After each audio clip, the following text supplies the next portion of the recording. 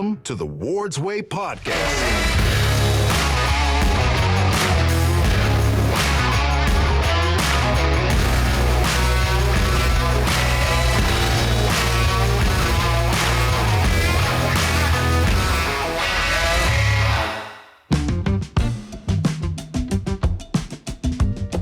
Well, welcome everybody to the Ward's Way Podcast. We're here again at the Fort Lauderdale International Boat Show, here 2024, 65th anniversary of the Fort Lauderdale Boat Show.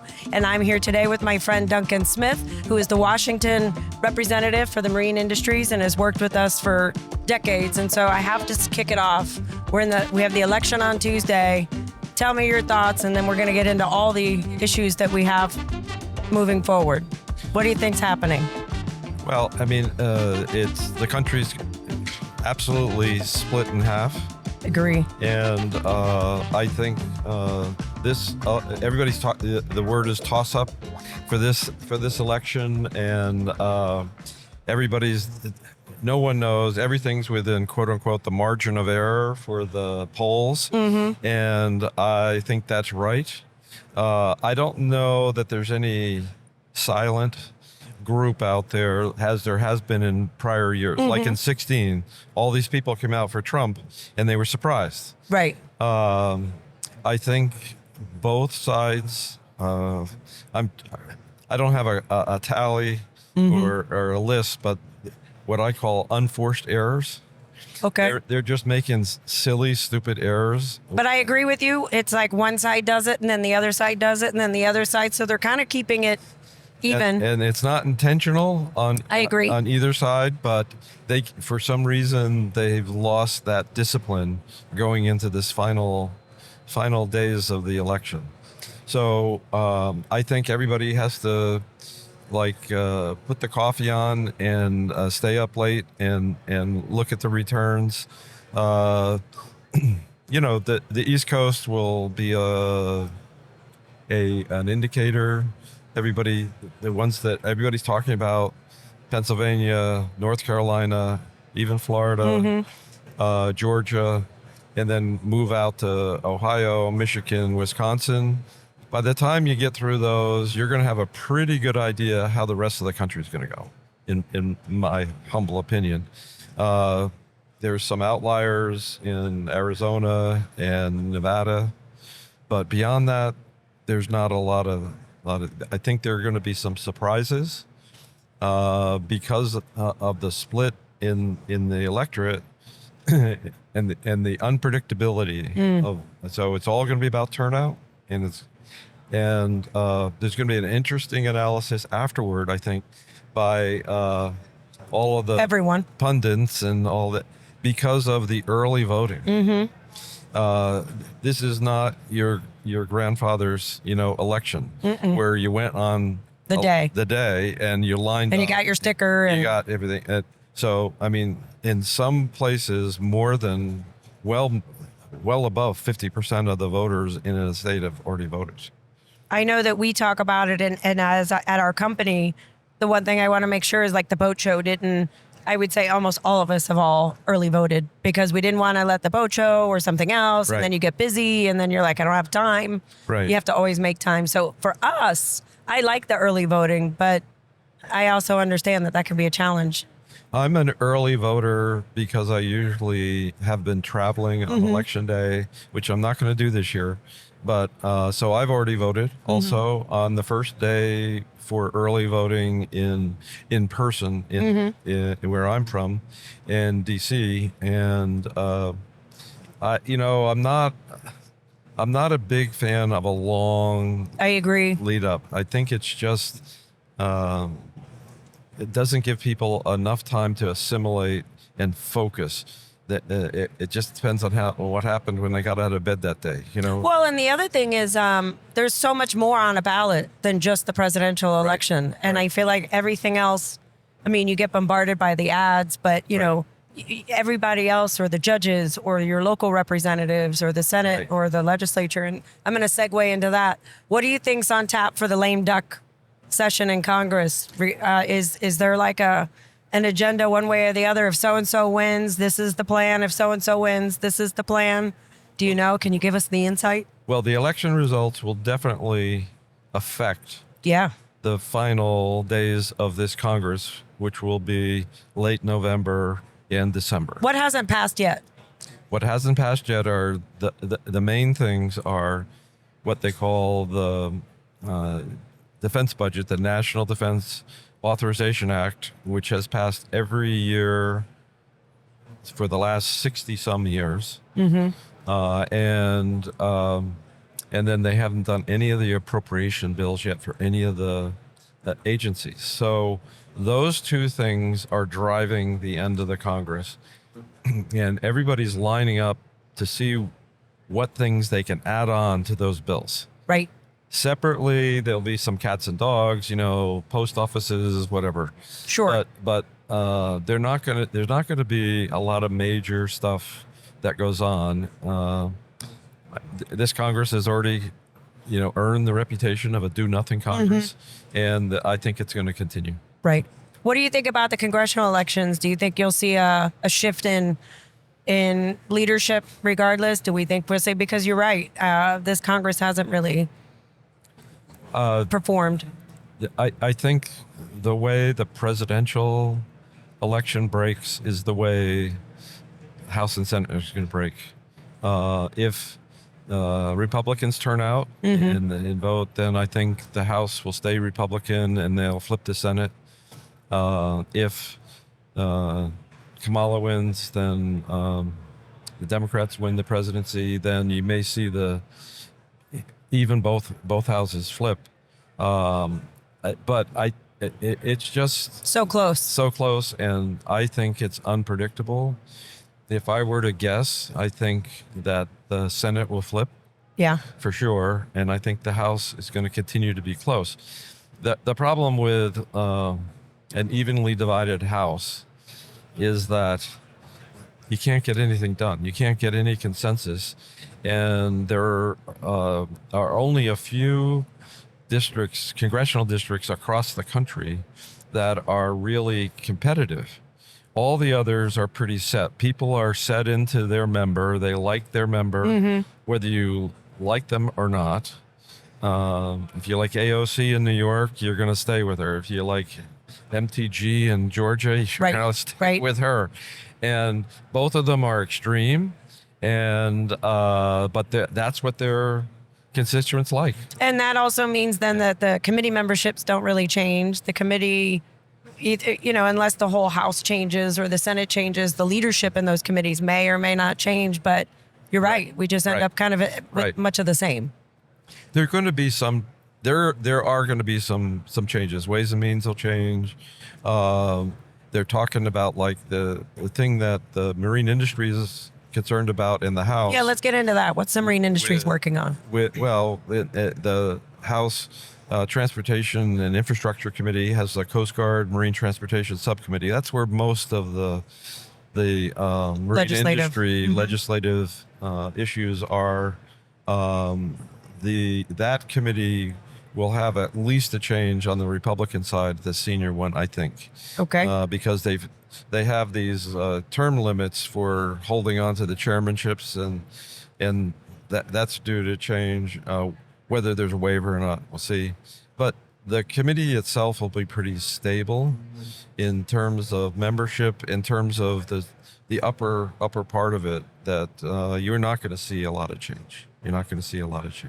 And for people listening, we may be sounding very textbook, like, here's a committee and here's a representative and the election. But I think for people to understand, it can be a big deal when committee members change, because then they have a whole new jurisdiction of what their focus is when you have to re-educate them on the industry. And our industry is tough to educate legislators on. Sometimes, whether it's Republican or Democrat, sometimes they see big boats. They think, oh, geez, these are just rich people looking for big tax breaks. And there's really a misunderstanding that it's about jobs, that it's about employees, that it's about small businesses and all of those issues. So sometimes we end up with a mountain to climb of re-education. So that sounds good, that at least we'll be able to keep some of the momentum we've been working with.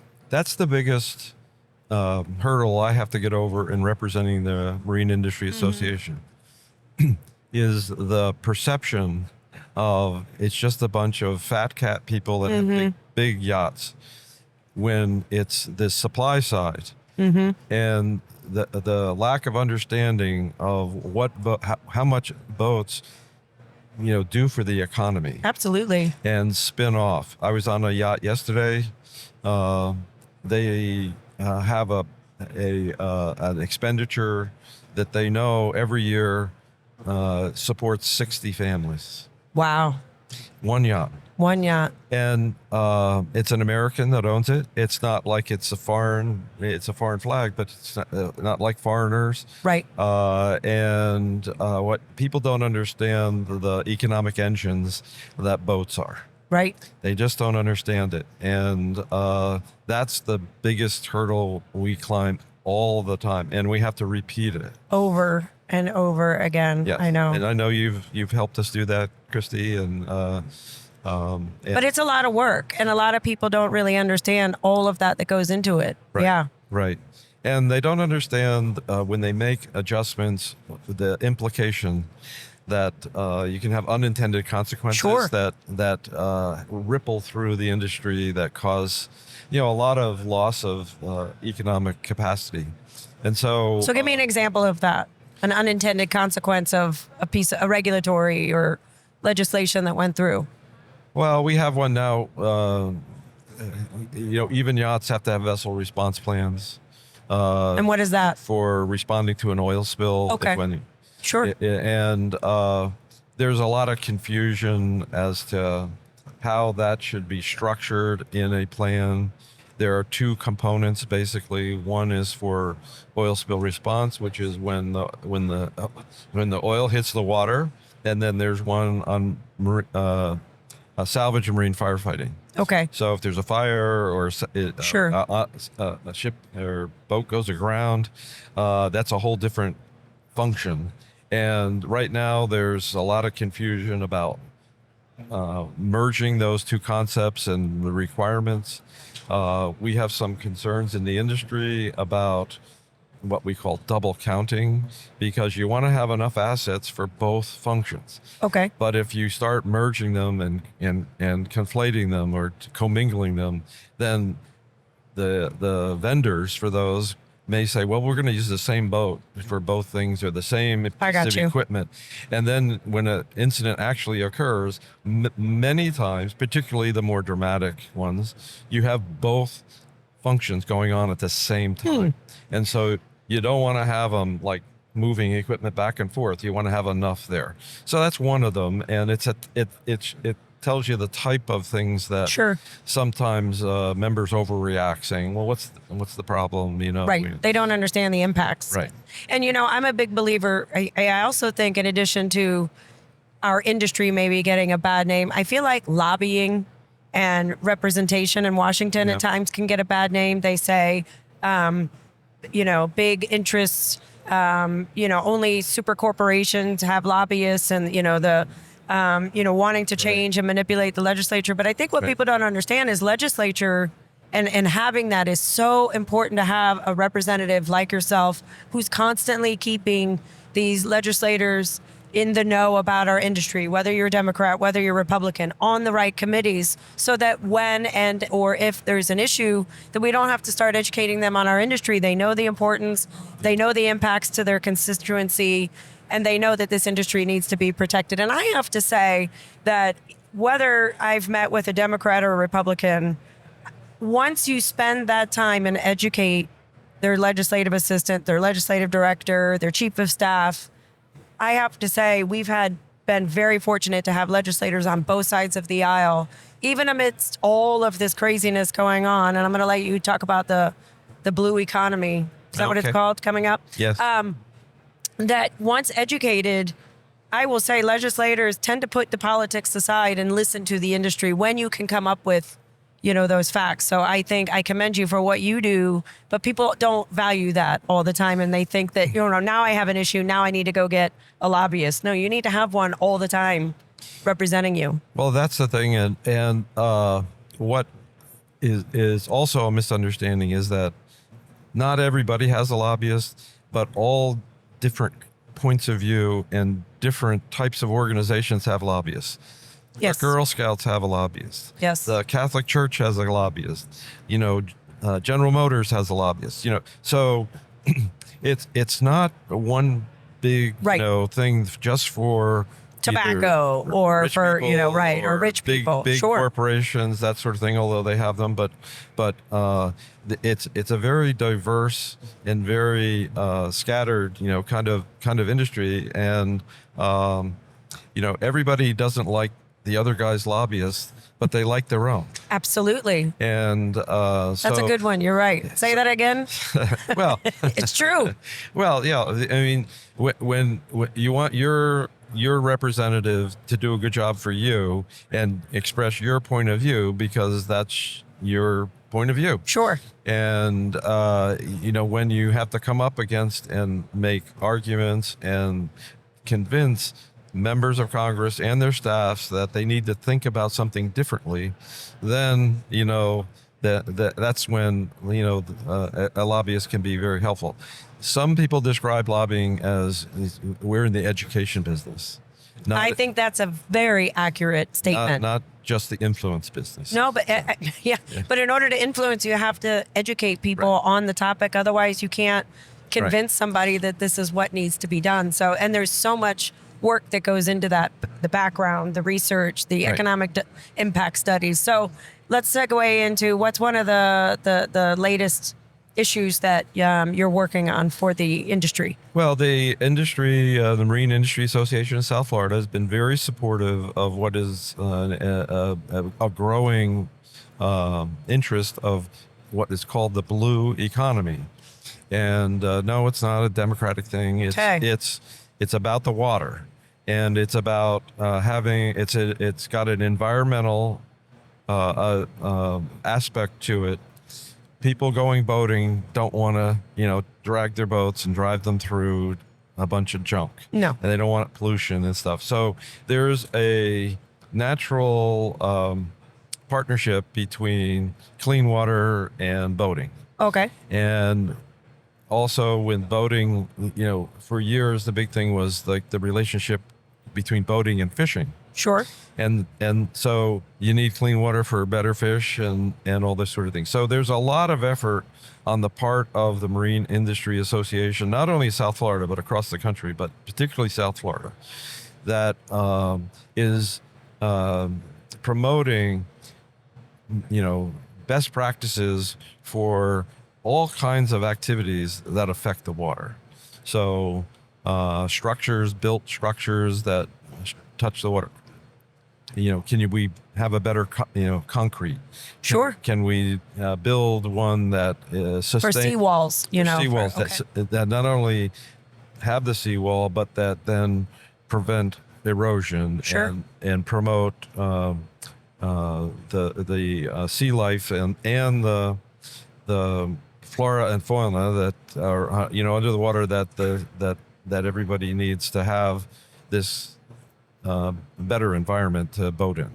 And so there's an effort there in South Florida has a number of universities, colleges that do a lot of research. And for years, they did all this research, they get a grant, finish the research, do the report, put it on the shelf. And they didn't talk to each other. So one university did one thing, another university did.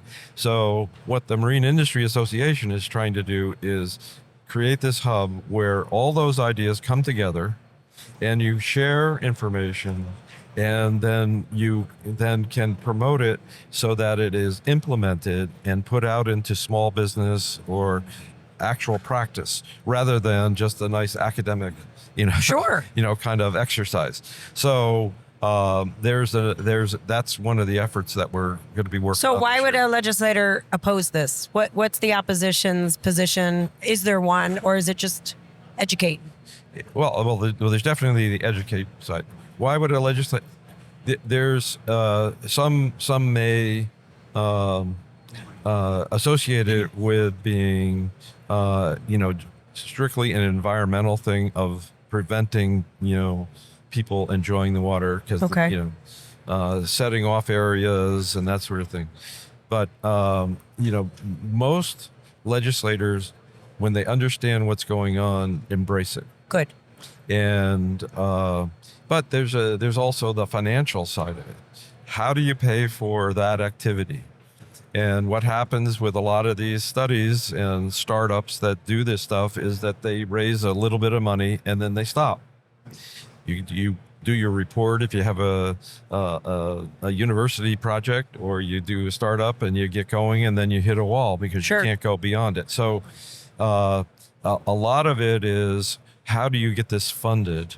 Right. And a lot of effort gets put into getting, federal dollars, appropriation dollars, our taxes, to pay for these things. And there are people who are very fiscally, conservative, Sure. that just say, well, why are we spending money on this kind of project or that kind of project? Right. And they have a different priority. Well, and they may be on a committee where they're not going to see how this benefits their constituents, but perhaps they're an appropriator that is, responsible for allocating those funds. Very much so. And part of the analysis we do for looking at how to get the message out for South Florida and for the Marine Industry Association is to do an analysis of those member interests. Good. And so we identify those members who would be advocates for us in what we're doing. Somebody that represents, a farm in the middle of Iowa or Kansas or something may not want to support, Sure. Funding for a seawall in South Florida, even though it'll help. But so there's those competing priorities that go on. Okay. They have their own that they Sure. push, and how to spend the federal dollars, and then the increasing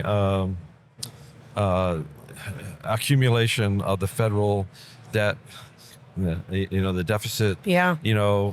Everybody's always trying to find a way to cut back, and every time you cut back a program, people get used to them, and then Well, and how could you not, when you see the size of the debt? Everybody would say something needs to be cut back, Right. but not mine. Right. Not my issue. Right. Yeah. So the not in my backyard. Right. Not in, Get it. the NIMBY thing.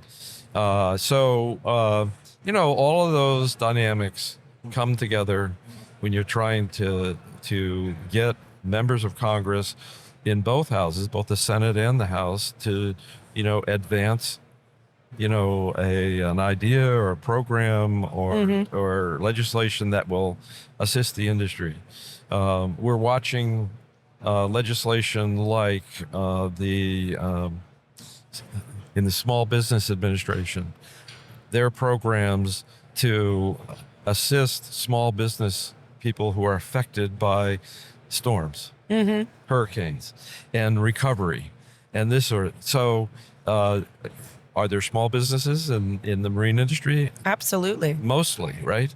So we're watching for things like that also. So something that might at first be something completely outside the area of marine industry, is really something that's central, and Sure. and the marine industry can be a participant in advancing something that's positive for them. Well, one thing I know that you've been very key in successfully advancing is the communication between agencies. Yesterday, I sat and watched a panel that you were moderating that had the U.S. Coast Guard and Customs and Border Protection. Talk to me about that, and I will tell you that I personally have watched that evolve. We used to be able to get one person from the Coast Guard and maybe somebody from CBP who would come, and they would be like, why is it you want me to talk to your captains? And oh my gosh, am I going to get ambushed? To a panel yesterday that had 12, 15 officers representing all different segments within their agency. So talk to me about why that panel and how that's progressed and how effective that is. This is one of the very success stories of the Marine Industry Association Agree. at the boat show. Yes. Is that everybody's here.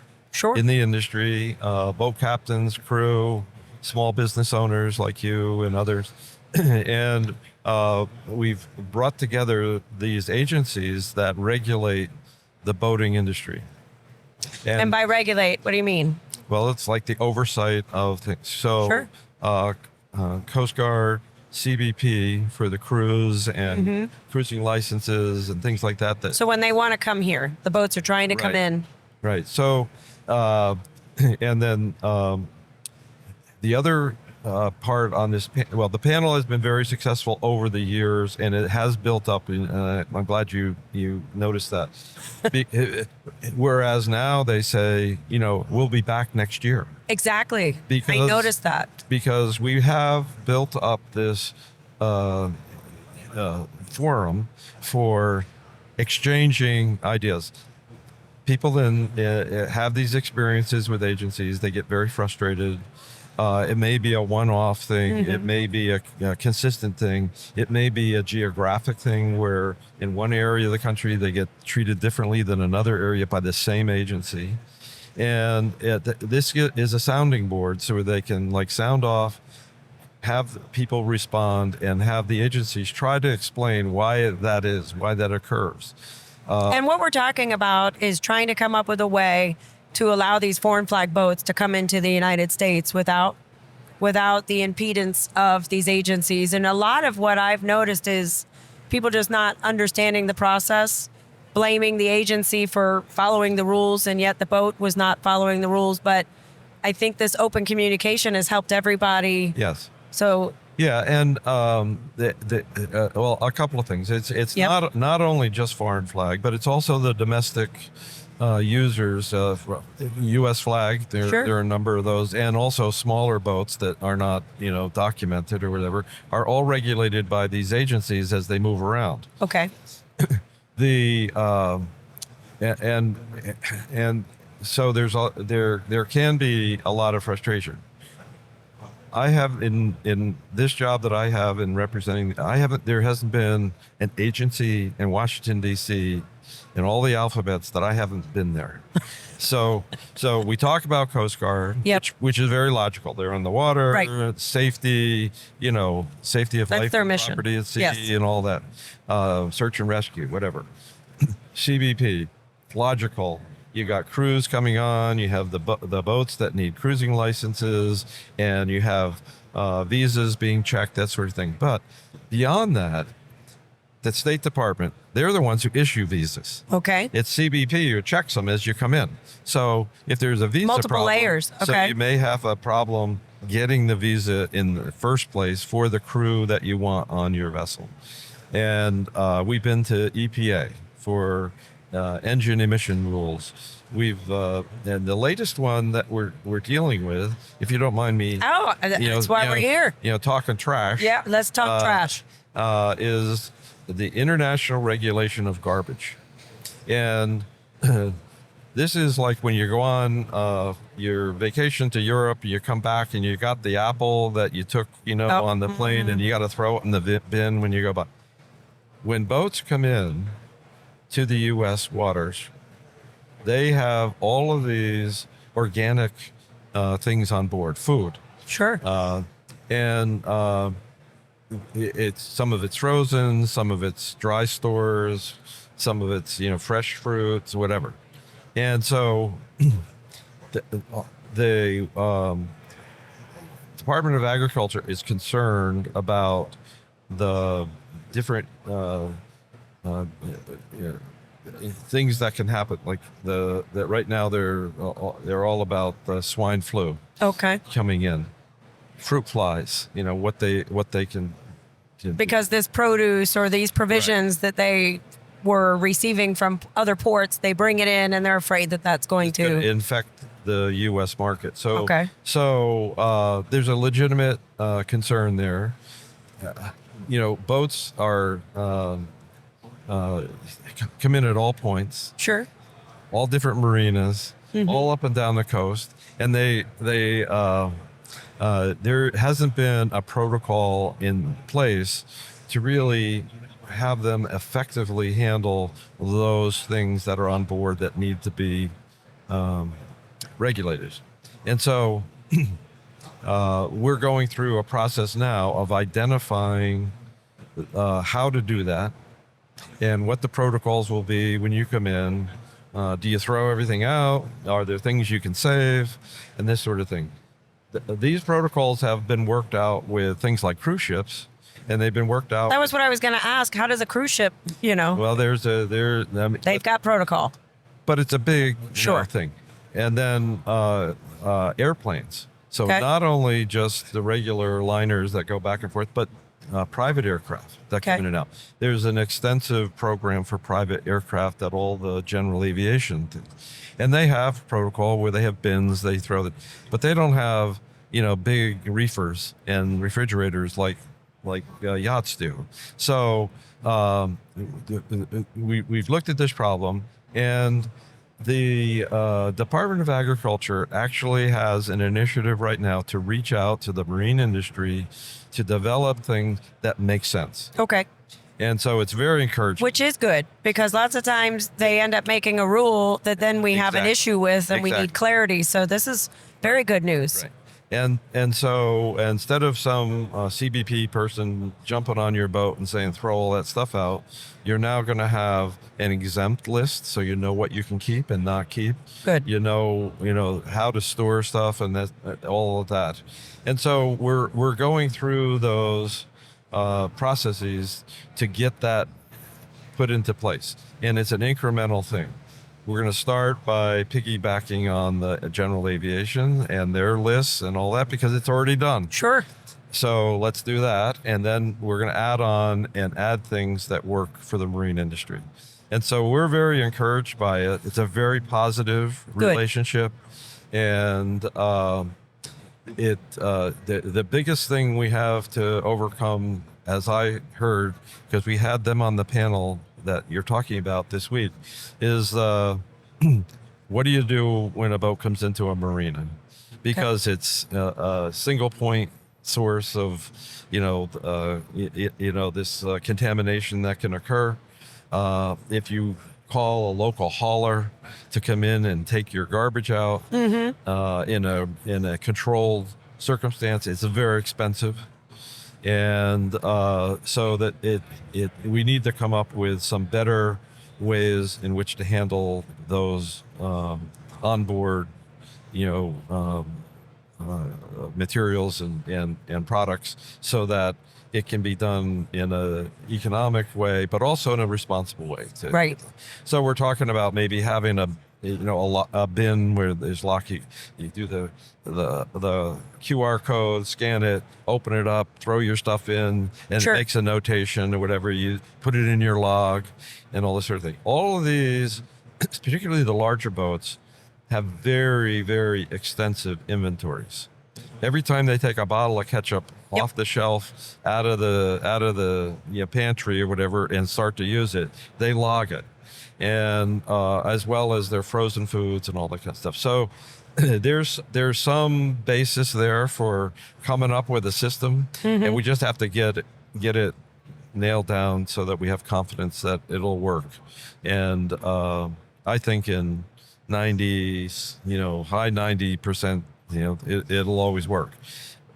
You're always going to have bad actors, but But I think the chandleries and some of those provisioning companies can also be supportive, because they're the ones providing the goods to these boats in many other ports of calls, not necessarily here. Right. And I know a lot of them are already dealing with some sustainability issues and things that they're trying to get and they have a lot of influence. So those are members of the association. So I'm sure that that'll be helpful too. Yeah, we need the biggest comment was we need the marinas to get engaged, because that's the point at which the boat comes in, and you have this interface between the boat coming into the country and the effect of whatever they have on board in the country. And so will they have the bins? Will they have the people that are qualified to take care of all that? So there's a little work left to be done, and they talked yesterday about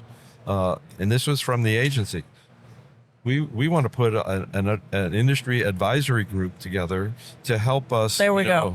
So it's one of the more positive regulatory things that we've done in a long, long time. It's not confrontational, and so be very helpful. Well, that's good. That is good news, but it's also probably because of all the relationships. And I believe that over the decades, the marine industry, through people like yourself, has proven to be a worthy entity of keeping our word. We want to be compliant. We Right.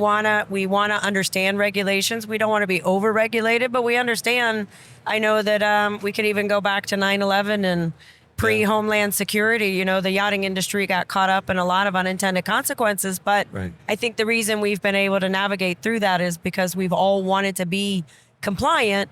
We just all want to also sit at the table and kind of help have the discussion or be a Yeah, part of the yeah. discussion about how we're going to be regulated. That's exactly right. And one of the other things that came out, and it always comes out at these panels, is the regulations are the regulations. We just, that's what we have to enforce.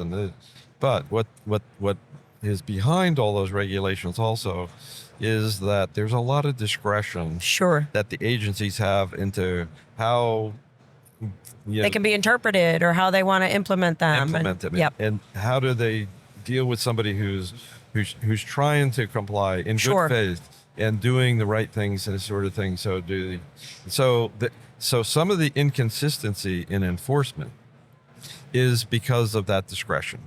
And again, you have people on both sides of the equation. They cop attitudes. They come in and they get upset with the person on the other side, and we see that in every aspect of this industry. When a young person gets their job on a yacht and they go into a consulate asking for a visa, they just expect them to hand them a piece of paper so they can With a go stamp. do their Right. job, and they get all these questions, and they don't know how to respond. And the purpose of the consulate staff is to make sure bad people don't get in our country. Yeah. Right. And so that's why they ask all those questions. And so the interviewee, the person seeking the visa, cops an attitude like, why are you asking me all these questions? And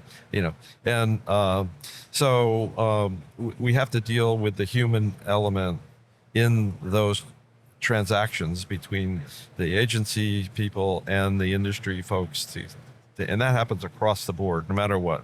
And I think that happens 365 days of the year. Right. And the association is good about trying to say, look, we're working with our members, work with us. And I do know that you've been contacted.